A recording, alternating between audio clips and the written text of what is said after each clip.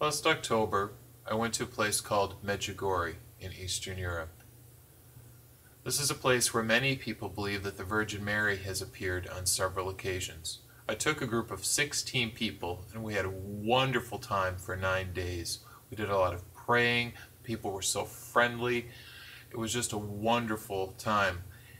Interestingly enough, as it came closer to the time for us to go home, people in the group started grumbling about not wanting to go back and face their lives and all their issues and problems that they had left behind.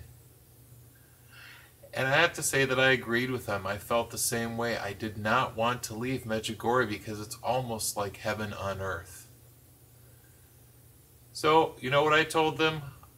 I told them the same thing I'm going to tell you today, which is a story about how Jesus took the apostles Peter, James, and John up to the top of a mountain.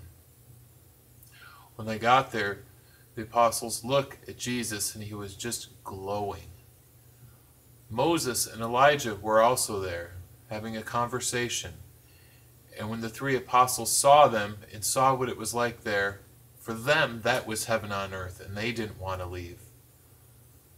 The gospel said that Peter suggested that he would be happy to build a camp for Elijah and for Moses, for them to be able to stay there and never have to leave. Interestingly enough, clouds appeared and covered over everything, and God spoke to them and said that I give you my beloved Son. Focus on him. And the clouds disappeared, and Jesus was standing there glowing. Jesus said to them, "It's time to go home."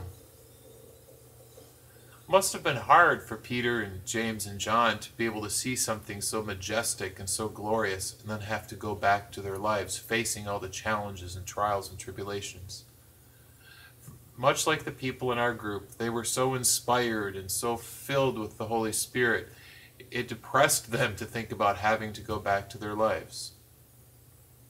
Maybe you haven't gone to Medjugorje before, but maybe you've had a similar experience where you've had a moment in your life or a period in your life where you felt so close to God and inspired and wished it could have continued.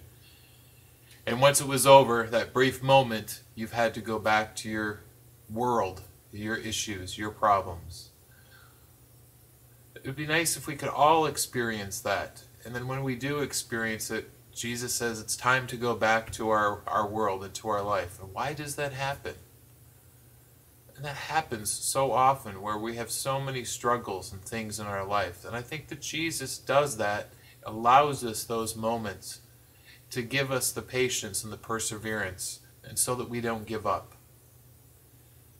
Jesus wants us to experience something wonderful and miraculous so that we can share that experience with others and tell them about it and give them inspiration and help them to keep from giving up.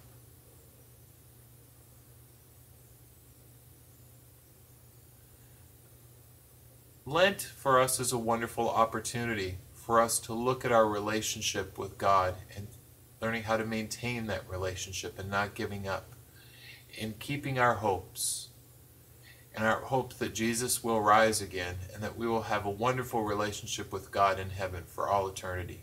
Thank you, and God bless you.